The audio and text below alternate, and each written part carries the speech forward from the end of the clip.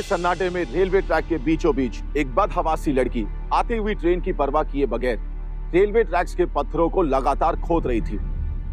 इतनी रात को वो लड़की अकेले यहाँ क्या कर रही थी? क्या ये एक आत्महत्या थी? नमस्कार, सावधान यूपी फाइट बैक नाउ में मैं सिद्धार्थ शुक्ला आपका स्वागत करता हूं। यूपी के एक गांव में रात के वक्त एक लड़की का रेलवे ट्रैक्स पर होना किसी भी तरह से सामान्य नहीं था। रेलवे ट्रैक पर यह कैसा खतरा मोल ले रही थी?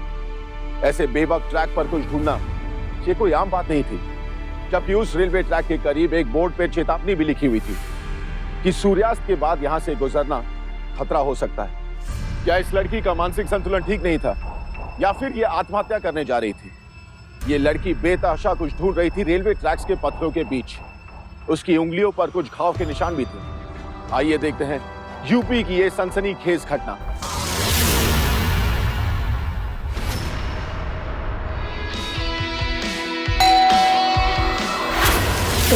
तेरे पापा आ गए।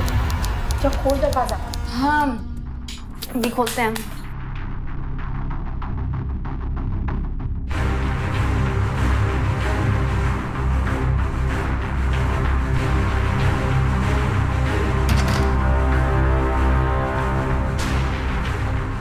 हाँ मिश्रा जी, हाँ हाँ बैठो। नहीं ठीक है सर। अरे बैठो तरीक बैठो।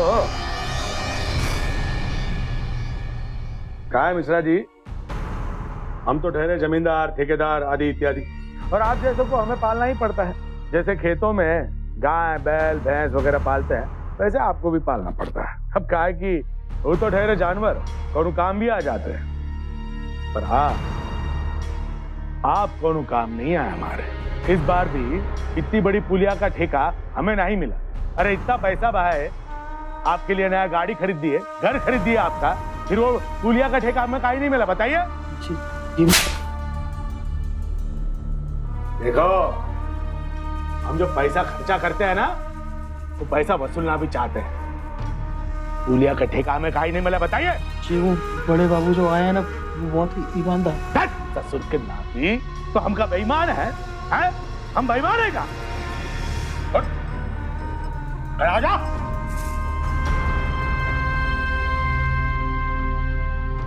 कपड़े उतार।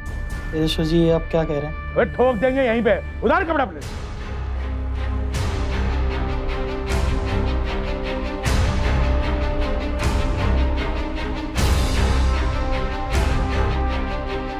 इसे भी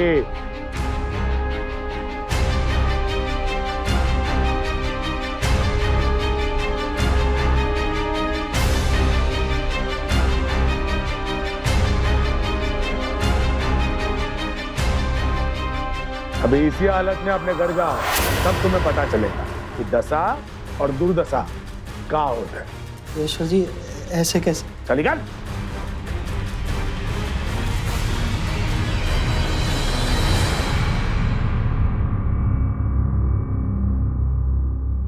ये सब करना क्या जरूरी था? इस तरह अपने घर पर किसी के कपड़े उतरवाना?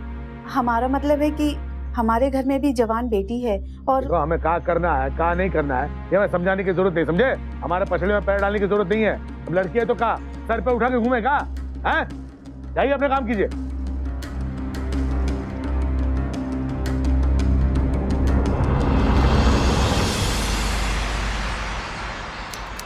और हाँ, टिफिन ध्यान से खा लेना।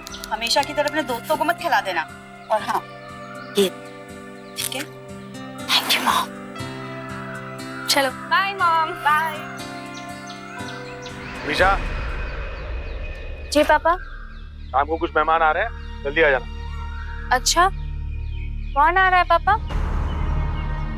कौन आ रहा है, क्यों आ रहा है पूछने की जरूरत है। जितना कहा गया उतना करो, जल्दी आ जाना हम लोग। ठीक है पापा, हम जल्दी आ जाएंगे। जाओ।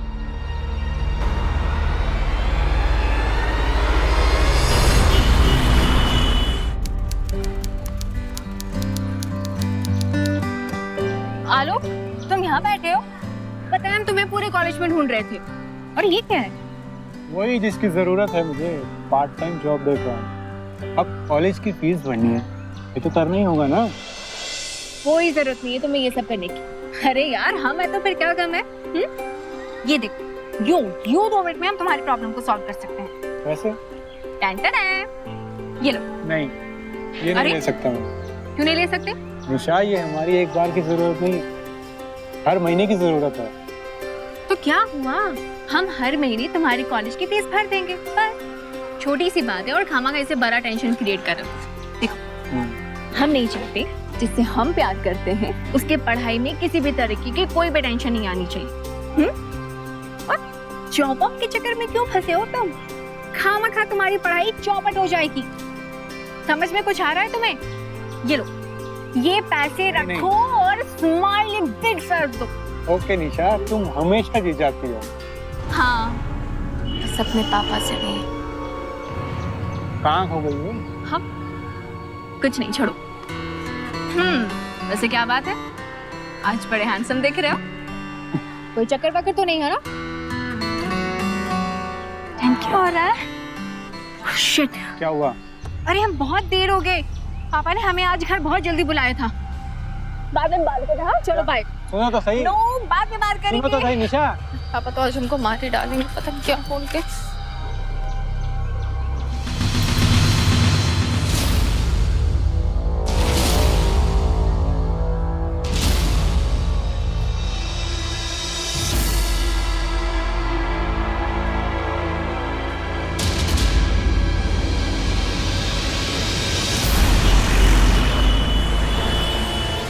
लीजिए ना कुछ, आपने तो कुछ लिया ही नहीं। लीजिए ना।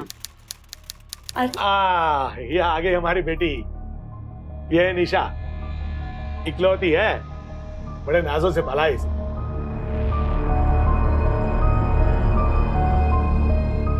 बैठो बेटा बैठो। आओ बेटा।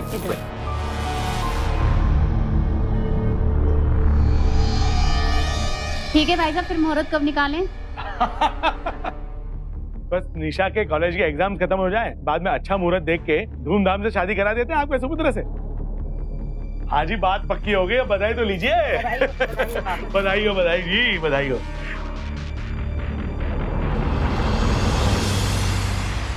माँ, हम कैसे कर सकते उस लड़के के साथ शादी?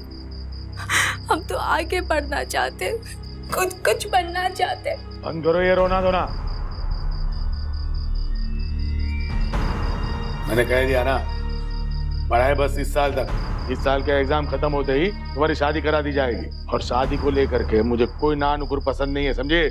मैंने जो फैसला ले लिया वो ले लिया, और इसके आगे अगर किसी ने जाने की कोशिश की तो हमसे बुरा कोई ना होगा। और शारदा, तुम इसे 4 लपड़ लगाने की जगह इसका आंसू पोंछ रही। ऐसे ही बिगड़ती है घर की लड़कियां।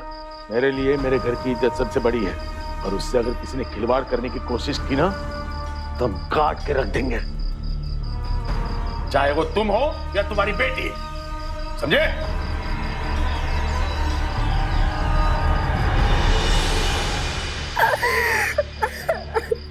निशा, बस करो, चुप हो जाओ, ऐसा कुछ नहीं होगा।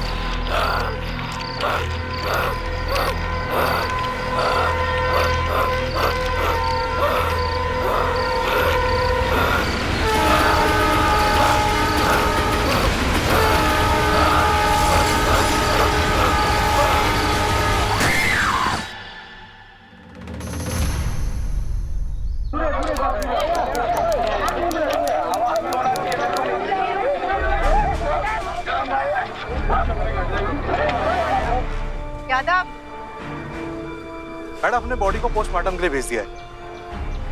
फिर से वही सुसाइड केस लगता है वो आत्मा फिर आ गई। फिर आ गई? क्या मतलब है पहले की तरह? और कौन आ गई? मैडम आप यहाँ नई नई आई है, मैं इस जगह को अच्छे से जानता भी हूँ और समझता भी हूँ। पिछले कई साल में कई आत्महत्याएं हुई हैं, बस पिछले 6 महीने से कुछ नहीं हुआ था जब से ये बोर्ड लगा है, पर लगता है वो आत्मा यहाँ फिर आ गई। क्या बकवास है यादव? मैडम बकवास नहीं कर रहा हूँ, यहाँ के आसपास की बस्ती वालों का कहना है यहाँ पर किसी आत्मा का साया है, जो भी इस आत्मा के साये के बीच में आता है इसी तरह मारा जाता है। वो साया उसे अपनी तरफ खींच लेता है। कहते हैं 6 साल पहले किसी ने एक लड़की की यहाँ हत्या कर दी थी, तब से यही सिलसिला चल रहा है। मैडम अगर आपको मेरी बात पे विश्वास नहीं होता ना तो इन गाँव वालों से पूछ लीजिएगा, ये आपको सब सच सच बता देंगे। एक बार फिर इस रेलवे ट्रैक पर आतंक का साया मंडराने लगा है। जी बताइए क्या हुआ था? मैं अपनी बेटी के साथ एक बार इस रास्ते से गुजर रहा था। तो पूजा, आपको केवल अपनी पढ़ाई पे ध्यान देना है, ठीक है ना? आप पढ़ोगी तो सब लोग आपको लाइक करेंगे तो सब लोग अच्छा लगेगा, और जब तुम पढ़ लिख जाओगी तो उसके बाद तुम्हारी जॉब भी लग जाएगी। पूजा बेटा यार अपना कर ली देखी। उसके बाद मेरी बेटी 1 महीने तक बीमार रही। जी आप बताइए क्या हुआ था? मैं और मेरी बीवी बाइक से एक शादी से लौट रहे थे।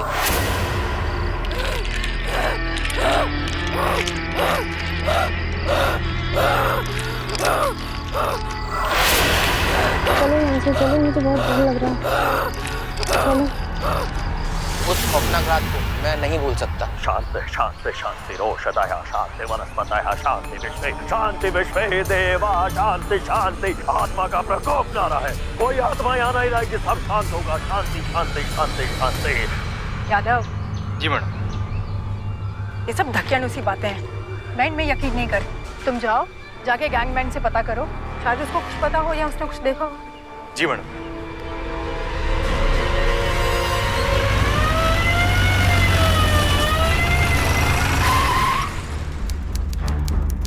हमने इस गैंगमैन को ट्रेस कर लिया है जिसने उस लड़की को पटरी में जाते हुए देखा था, और जो जानकारी मिली वो ये है कि गैंगमैन पागल सा हो गया है। घुमा फिरा के बात मत करो यादव, सीधे से बताओ क्या हुआ था। मैडम गैंगमैन ने जो भी रात उस रात पटरी में देखा है उसे देखकर कोई भी सदमे में आ जाए। मेरा मतलब है कि पागल सा हो जाए, और ये गाँव वालों का भी कहना है कि उसने उस रात भूत को देखा। यादव सीधे से बात करो, घुमा फिरा के मत बोलो। मैडम जब आप उस गैंगमैन से मिलेगी ना तब आपको मालूम पड़ेगा कि आत्मा बात में कितनी सच्चाई है। तो हम क्या चार्जशीट किसी आत्मा पर तैयार करेंगे और कोर्ट में किसी आत्मा को ले जाएंगे मुजरिम बनाकर, जैसे कि बस्ती वाले बोल रहे हैं? क्या यादव, कितनी बार कहा है तुमसे कि मुझसे ये सब बेतुकी बातें मत किया करो। पुलिस का काम है सच को देखना, सच को ढूंढना। अपना काम करो। ठीक है। वो मुझे मार डालेगी, वो आत्मा है मुझे मार डालेगी, मुझे बचा ले। अरे संभाल, कोई बात नहीं, कोई नहीं है वहाँ पर। हुआ क्या था? मैडम मैंने मना किया था इसे, आगे मत जा, मगर इसकी तो किस्मत खराब थी। इसकी नजर उस आत्मा पर पड़ गई, और जिसकी भी नजर उस आत्मा से टकराती है ना, उसका यही हाल होता है। हुआ क्या था ये बताओ। हम पटरी पर जा रहे थे। अरे ये कौन पटरी पर ये कौन बैठा? अरे मुझे लग रहा कोई आत्मा है, कोई है भैया, मुझे बचा। भूत है, भूत। अरे अपना, ऐसे कैसे हो सकता है? मैडम ये सब उस गैंगमैन की आंखों के सामने घटा है, और क्या सबूत चाहिए आपको? कुछ बातें होती है मैडम जो हमारी और आपकी समझ से बाहर होती है।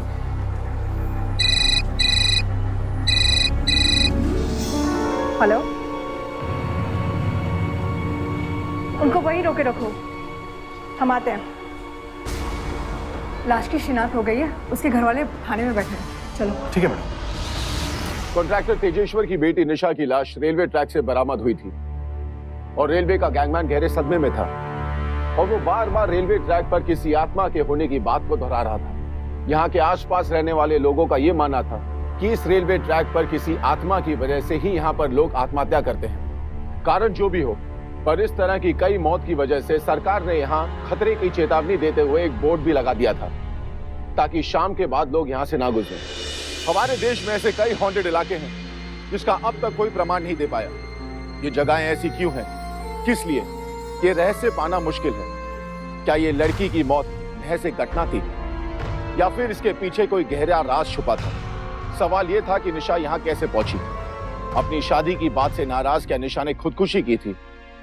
इस इलाके के पुलिस स्टेशन में हाल ही में तैनात पुलिस इंस्पेक्टर गरिमा इस केस की छानबीन कर रही थी और वो आत्मा प्रेत जैसी बेतुकी बातों को बिल्कुल नहीं मानती थी। हमारी बेटी आत्महत्या नहीं कर सकती।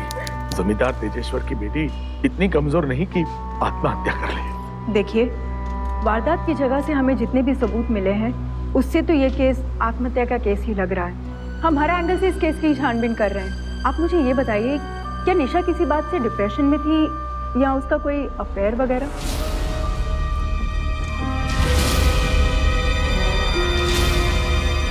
देखिए, निशा के बारे में आप जो कुछ भी जानते हैं वो सब हमें बताइए। हाल के दिनों में उसके साथ जो कुछ भी हुआ था वो हमारे लिए जानना बहुत ज़रूरी है। आपको ऐसा क्यों लगता है कि वो आत्महत्या नहीं कर सकती थी? ये उसी ने किया है। उसी लड़के ने हमारी निशा को मार डाला। ये आत्महत्या नहीं है मैडम, ये हत्या है। किस लड़के की बात कर रहे हैं आप? मैडम, आप तो जानती हैं कि आजकल लड़के लड़कियां एक दूसरे से दोस्ती करते करते प्यार में पड़ जाते हैं और सिर्फ चेहरा देख के पूरी जिंदगी साथ निभाने का वादा कर बैठते हैं। हम हमारी बेटी की शादी एक अच्छे परिवार में करना चाहते थे। उसकी शादी तय भी हो चुकी थी, लेकिन हमारी बेटी को वो 2 कौड़ी का आलोक पसंद था। कौन है ये आलोक? उसी की कॉलेज में पढ़ता था, उसी की क्लास में।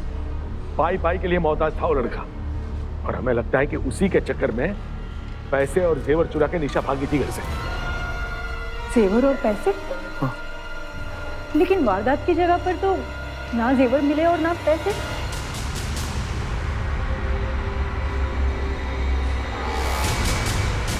देखिए, आप चिंता मत कीजिए, हम सब पता लगा लेंगे कि उस रात हुआ क्या था। सच्चाई बहुत जल्द सामने आएगी।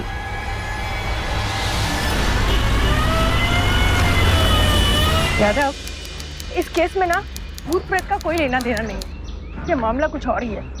तुम भूत प्रेत वाली कहानी ना बचा के रखो, बच्चों को सुनाने के काम आएगी।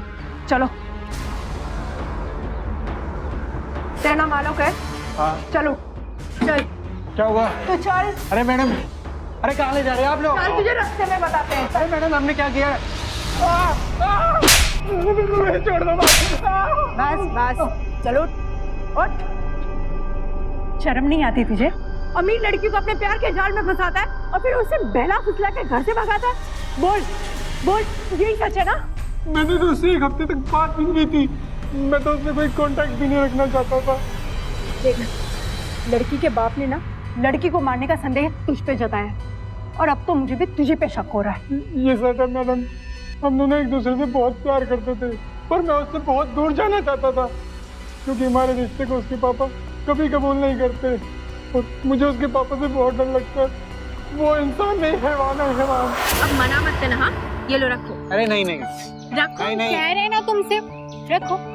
निशा, कब तक करोगी तुम और कितना करोगी? जब तक मेरे बस में है हम तब तक करेंगे।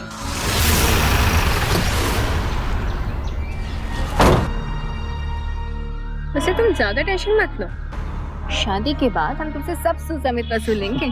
तुम भी ना बहुत जिद्दी हो, अपनी बात मना कर ही छोड़ती हो। क्यों नहीं?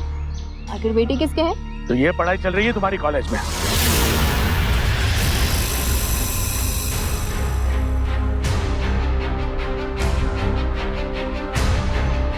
तुम्हें क्या लगा था हमें कुछ पता नहीं चलेगा? हमने सारी खबर निकलवा ली, समझी? इस 2 कौड़ी के लौंडे के साथ में इसकबाजी लड़ा रही हो। 2 कौड़ी का इंसान तेजेश्वर की बेटी के साथ में इसकबाजी लड़ाएगा थी। तेरी हिम्मत कैसे हुई साले मेरी बेटी के साथ इशक करने की? साले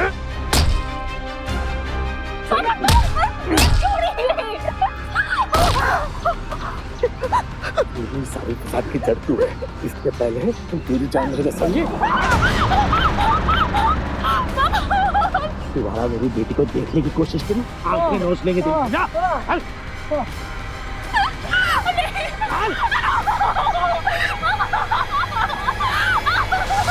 निशा के पापा इंसान नहीं, जानवर है, जानवर।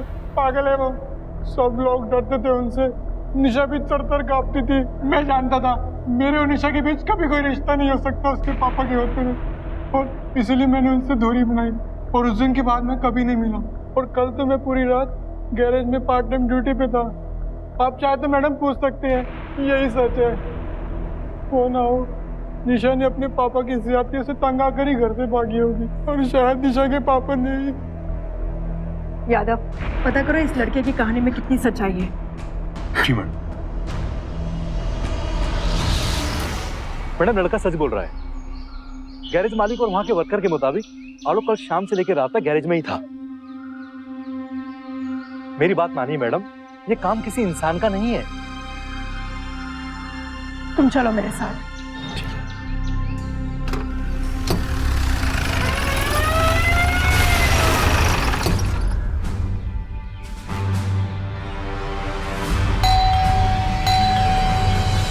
देखिए, आलोक के बयान से ये तो साफ हो चुका है कि इस सब के पीछे उसका हाथ नहीं है। उसने हमें बताया कि आप उनके रिश्ते से खुश नहीं थे।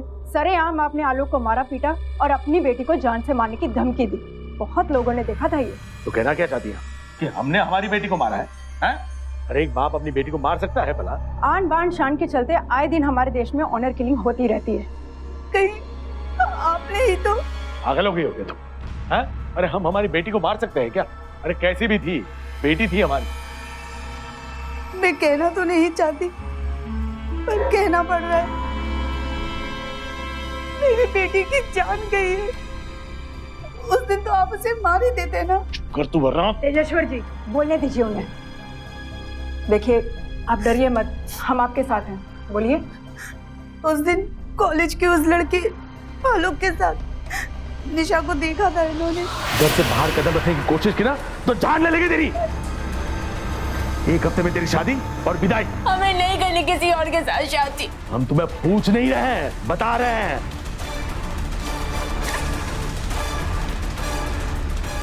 अरे क्या हुआ क्या है? इशकबाजी लड़ा रही थी तुम्हारी बेटी। हाँ शर्मा जी, शादी इसी हफ्ते करनी है। नहीं आप तैयारियां शुरू कीजिए। हाँ बाकी सवाल मत कीजिए, आप तैयारियां शुरू कीजिए। हाँ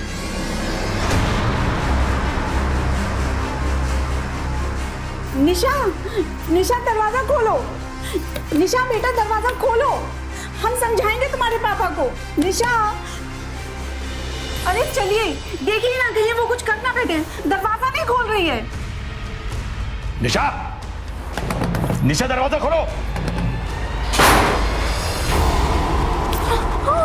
गोलियां खा के मरना चाहती है, हाँ? ये मैं ही तुझे मार देता हूँ। छोड़िए ना, क्या कर रहे हैं आप? अपने बाप को ब्लैकमेल करने की कोशिश कर रही है तुम कुछ भी कर ले, मेरा फैसला अड़िग रहेगा।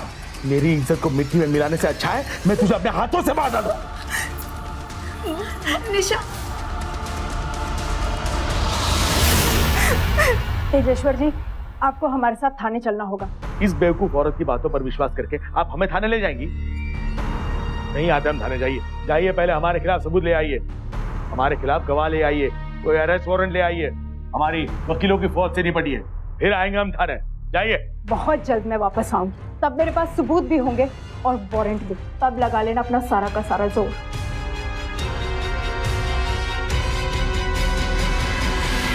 इंस्पेक्टर गरिमा सिंह को शक था कि निशा की मौत आत्महत्या नहीं बल्कि एक मर्डर था और वो इसी दिशा में इस केस की इन्वेस्टिगेशन भी कर रही थी। गरिमा सिंह ने निशा के बॉयफ्रेंड आलोक और निशा के पिता तेजेश्वर की भी इंक्वायरी की और तेजेश्वर की बातों से गरिमा सिंह को उन पर शक होने लगा था। आए दिन हम ऑनर किलिंग की खबरें सुनते रहते हैं। कुछ लोग अपने बच्चों की खुशियों से ज्यादा अपनी झूठी शान और इज्जत को महत्व देते हैं और ऐसे लोग अपनी झूठी शान और इज्जत के लिए अपने ही बच्चों की हत्या करवा देते हैं। क्या निशा की मौत का कारण यही तो नहीं था? पोस्टमार्टम की रिपोर्ट तो नॉर्मल है, ना कोई ड्रग का असर है ना दवा का और ना ही कोई जोर जबरदस्ती हुई है। बस एक बात है जो मेरी समझ में नहीं आ रही। वो क्या मैडम? दोनों लड़कियों के नाखूनों पर जख्म थे और उंगलियां बुरी तरह से छिली हुई। गैगमैन ने कहा कि वो मरने से पहले पत्थर में कुछ खोद रही थी, पर वो ऐसा क्यों कर रही थी? लेकिन वो मैडम पटरी तक पहुंची भी कैसे? ऐसा भी तो हो सकता है कि वो नगद और जेवर लेके आलोक से मिलने जा रही हो और उसे आत्मा ने पटरी में अपनी शक्ति से खींच लिया हो। शट अप, तुम जानते हो मैं इस सब में यकीन नहीं रखती। कुछ तो है जो हमारी आंखों के सामने होके भी हमें दिखाई नहीं दे रहा। इस केस की तह तक पहुंचने के लिए सबूतों की जरूरत है।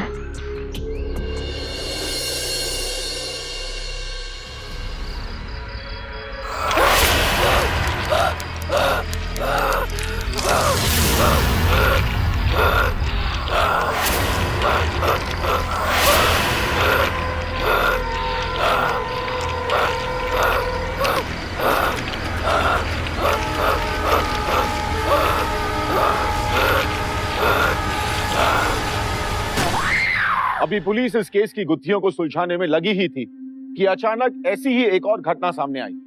इस रेलवे ट्रैक पर ऐसी दुर्घटना पहले भी हो चुकी थी। इंस्पेक्टर गरिमा हैरान थी क्योंकि अब यह मामला सिर्फ एक हत्या का नहीं था, बल्कि शायद आने वाले वक्त में कुछ और जाने भी जा सकती थी इस तरह।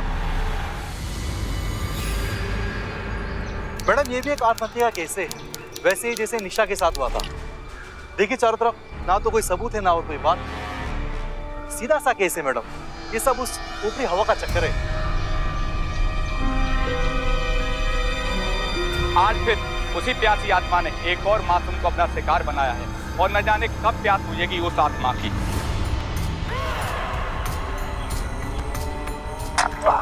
ओम ऐं ह्रीं क्लीं चामुंडाय विच्चे नमः। ओम ऐं ह्रीं क्लीं चामुंडाय विच्चे नमः। ओम ऐं ह्रीं क्लीं चामुंडाय विच्चे नमः। ओम ऐं ह्रीं क्लीं चामुंडाय विच्चे नमः। ओम ऐं ह्रीं क्लीं चामुंडाय विच्चे नमः। हम ना अपने मंत्र जाप से इस रेल की पटरी को कील ठोक के बांध दिया। अब कोई चिंता की बात नहीं है। अब यहाँ कोई आत्मा परेशान नहीं करेगी और कोई हत्या नहीं होगी।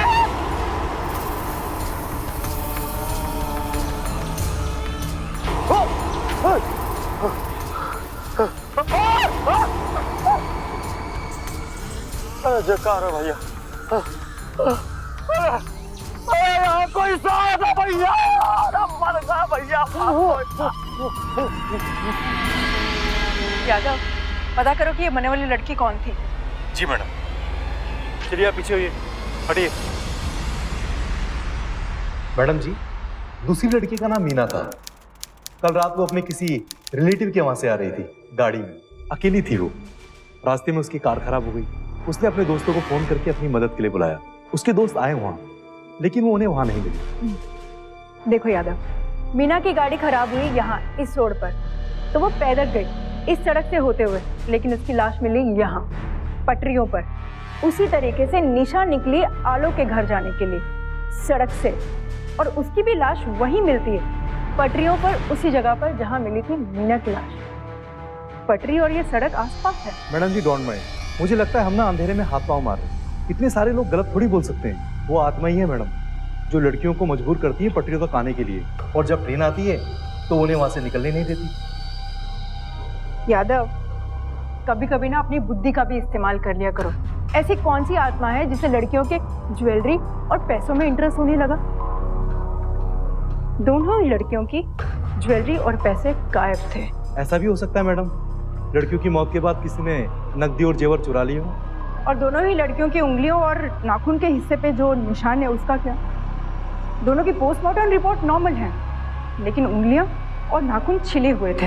वही तो मैं कह रहा हूँ मैडम, पोस्टमार्टम रिपोर्ट में नशे का कोई जिक्र ही नहीं है, और घुटनों में जो निशान पाए गए हैं उससे साफ पता चलता है कि लड़कियां पटरियों पर बैठी थी।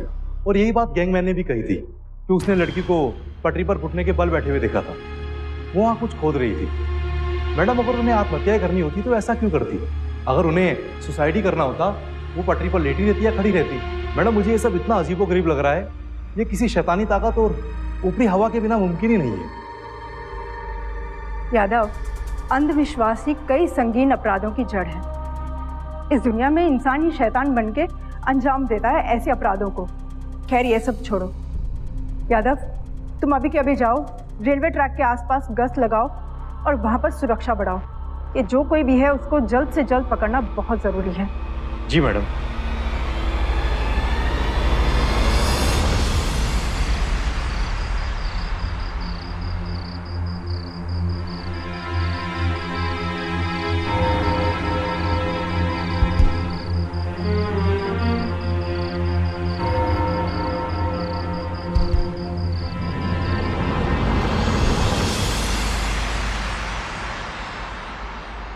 चलो मैडम, आत्मा शांत हुई।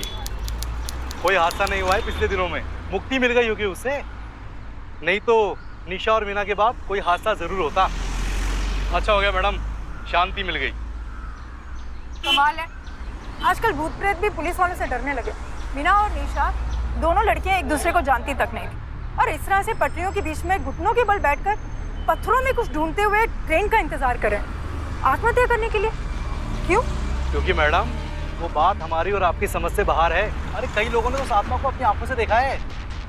हाँ, ऐसे कुछ लोगों से मैं भी बात कर चुकी हूँ जो न्यूज़ में बने रहने के लिए कुछ ना कुछ करते रहते हैं। और जानते हो, इनमें से किसी की बात ना एक दूसरे से मेल नहीं खाती। जानते हो, ये आत्मा वाली बात पे मुझे जरा भी भरोसा नहीं। बताइए मैडम, तो हम कर भी क्या सकते हैं?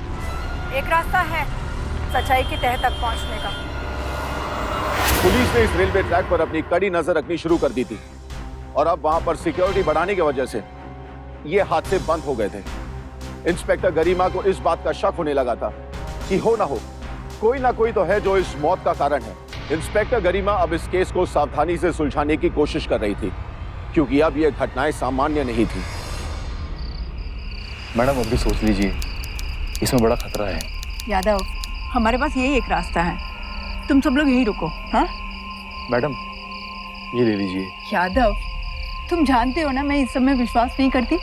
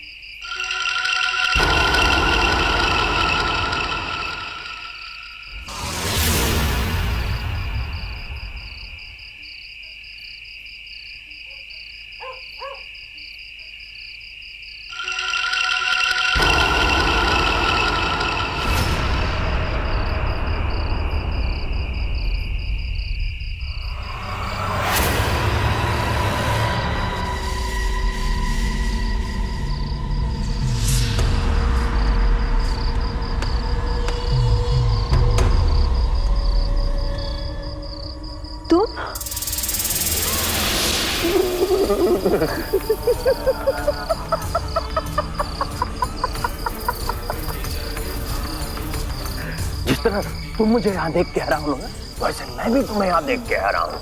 कोई बात नहीं, तुम्हें मुझे पकड़ने के लिए सब खेल खेला है ना, लेकिन तुम जानती नहीं हो कि मैं कितना बड़ा शैतान हूँ। तुम्हारा भी वही हाल करूंगा जो मैंने दूसरी लड़कियों का किया है। कसम से तुम्हें मारने का मजा कुछ अलग ही होगा। मजा आ जाएगा। क्या बिगाड़ा था उन लोगों ने तेरा? पैसे लूटना, जेवर निकालना तो ठीक, मारा क्यों? बिल्कुल सही सवाल कि पैसा और जेवर तो सब लूटते हैं, लेकिन मारा क्यों? तो सुनो, जान लेने में अलग सा मजा, अलग सा सुकून आता था मुझे। अब तुम पुलिस वाली हो ना, तुम्हें मारने का मजा, तुम्हारा गरम गरम खून है, ऊपर दाव खून देखेंगे। तुम्हारी मौत का तमाशा यहाँ से शुरू होता है, यहाँ से ऐसे ऐसे।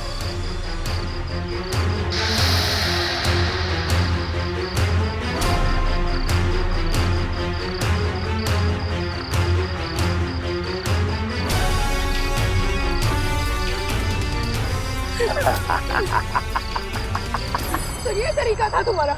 लड़कियों के पैरों में इस तरह से जंजीरें बांध देते थे ताकि वो भाग ना सके और ना ही उनके पैरों में निशान मिले, और फिर उन्हें मरने के लिए छोड़ देते थे। जब बात ऐसे ही थोड़ी ना ऑफिसर हो।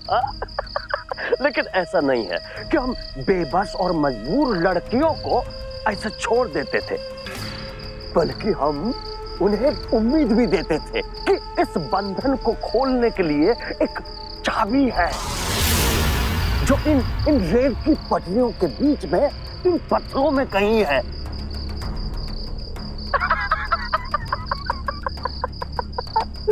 लेकिन तुम तो पुलिस वाली हो, तुम जानती हो कि इस तरह की कोई चाबी नहीं होती। वो तो हम उन लड़कियों को ऐसे घुटनों के बल पर बैठकर ऐसे ढूंढते हुए यूं ऐसे ऐसे देखने में मजा लेते थे, और उधर से छुक छुक छुक छुक करक करक छुक करक चिक करक करक चिक करक करक चिक करक। तू नहीं बचेगा, नहीं बचेगा तू।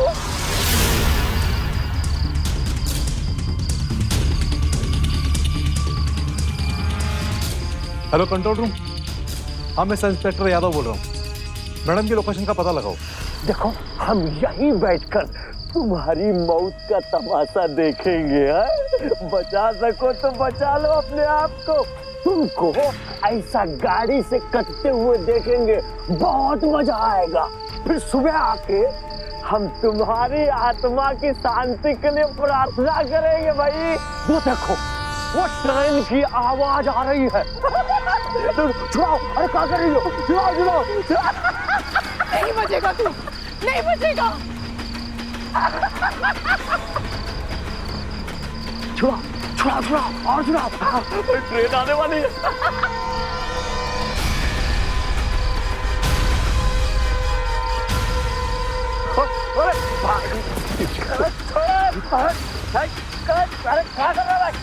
बड़ा पखंडी भाव बन रहा है, रेलवे में लड़कियों को काटता है।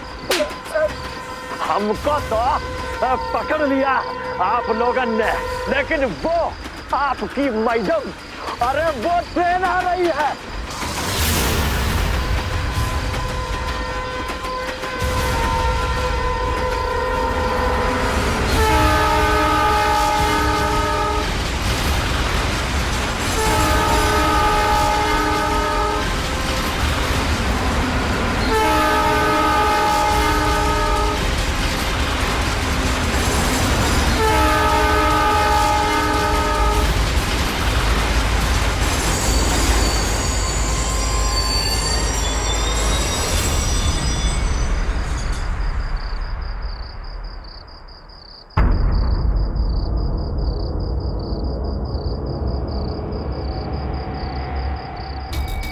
जल्दी खोलो।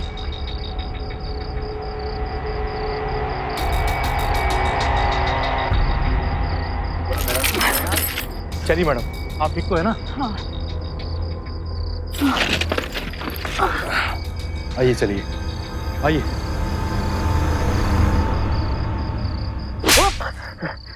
तुझे क्या लगा ट्रेन मैडम पर चढ़ेगी? हमें जैसे मैडम का सिग्नल मिला और लोकेशन यहाँ की मिली, हम समझ गए तो मैडम को पटरी में लेके आया होगा, इसलिए पहले हमने रेलवे से बात करके ट्रेन रुकवा दी, समझे? ले जाओ इसे। चलिए मैडम।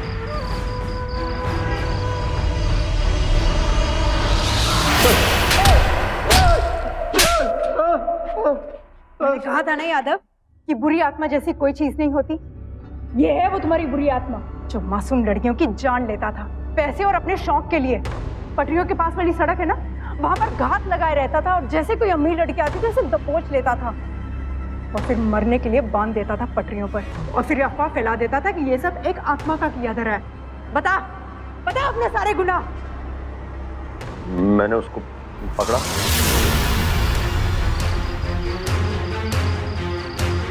इस परे छिड़क कर बेहोश किया, उसके पैसे और जेवर छीन लिए।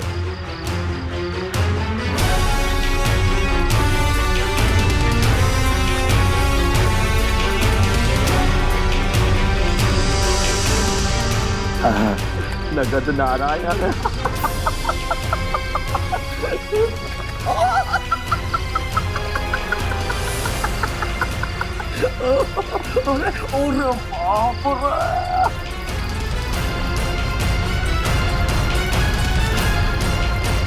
चांदी नहीं लेंगे, चांदी नहीं लेंगे, सोना लेंगे।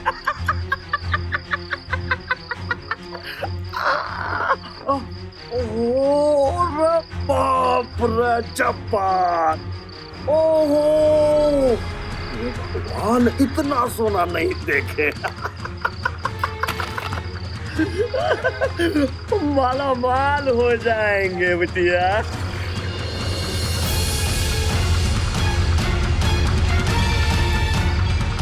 बहुत मजा आता है। अभी छुप छुप गाड़ी आएगी, तुम्हारा गर्दन हाथ पैर काट के चुक चुक चुक चुक चुक चली जाएगी। पहले भी 2-4 बार ऐसे ही काटे हैं।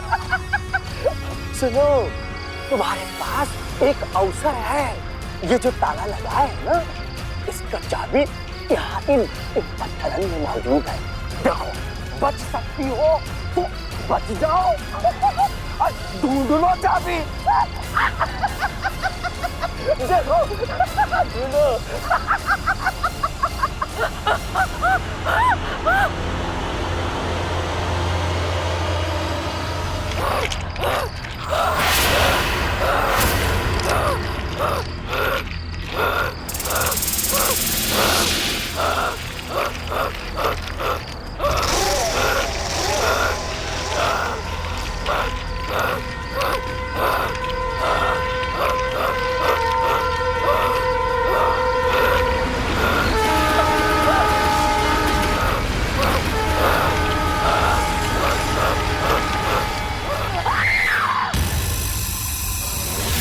लड़कियों के साथ ऐसा ही करता था।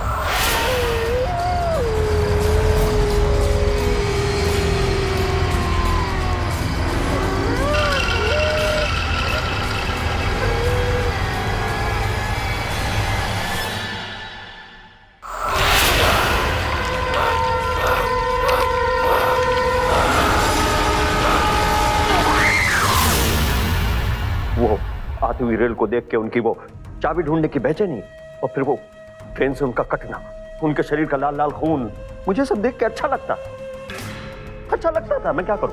तू इंसान की शक्ल में भेड़िया है, भेड़िया। सतपाल उर्फ बाबा, क्या सोचा था तूने कि तुझ जैसा हिस्ट्री शीटर अपने आप को बचा लेगा पुलिस की नजर से? भेष बदल कर कितनी चालाकी से तूने अफवाह फैला दी कि ये सब एक बुरी आत्मा का किया जा रहा है। लेकिन मैडम, पोस्टमार्टम रिपोर्ट में ना तो किसी ड्रग्स का जिक्र हुआ ना किसी दवा का, बल्कि ये लड़कियों को ड्रग्स का स्प्रे मारकर बेहोश करता था। यादव, बहुत से जहर ऐसे होते हैं जिन्हें सामने आने में टाइम लगता है, जो टॉक्सिकोलॉजी रिपोर्ट में शो नहीं होते। ले जाओ इसे मेरे सामने से। घिन आती है मुझे इसे देखकर, जो मासूम लड़कियों के खून पे हंसता था। ले जाओ इसे। चल।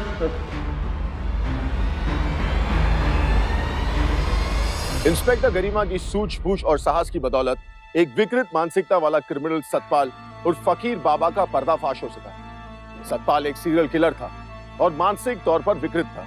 वो इतनी हत्याएं करता रहा क्योंकि लोगों ने उसकी बेबुनियाद अफवाहों को सच मान लिया था। ऐसे लोग हमारे समाज के लिए एक अभिशाप हैं और बेहद ही खतरनाक। ये सिर्फ सख्त से सख्त सजा के हकदार हैं। सतपाल को निशा और मीना की हत्याओं का दोषी पाते हुए आईपीसी सेक्शन 302 के तहत उम्र कैद की सजा हुई। अंधविश्वास एक ऐसा जहर है जिससे इंसान का सोचना समझना बंद हो जाता है। ऐसी दकियानुसी बातों पर विश्वास करके लोग ऐसे गुनहगारों के चंगुल में फंस जाते हैं जो उनके अंधविश्वास और डर का गलत फायदा उठाते हैं, जैसा कि इस इलाके में हुआ। अगर लोगों ने सतपाल की अंधविश्वासी झूठी बातों को बढ़ावा ना दिया होता और इन घटनाओं की तह तक जाने में पुलिस की मदद की होती तो शायद ढोंगी फकीर बाबा का पर्दाफाश बहुत पहले ही हो जाता। अब समय आ गया है कि हम यूपी वासी ऐसी खोखली मान्यताओं और अंधविश्वासी बातों को बढ़ावा ना दें। अंधविश्वास को ढाल बनाकर गुनाह करने वालों के खिलाफ आवाज उठाएं और ऐसे गुनाह को रोकने के लिए कानून की मदद करें। हमें ये आज और अभी करना होगा, क्योंकि अभी नहीं तो कभी नहीं। फिर होगी मुलाकात यूपी में जुर्म को मुंह तोड़ जवाब देते हुए एक और सच्ची घटना के साथ। तब तक सावधान यूपी, फाइट बैक नाउ। तो सावधान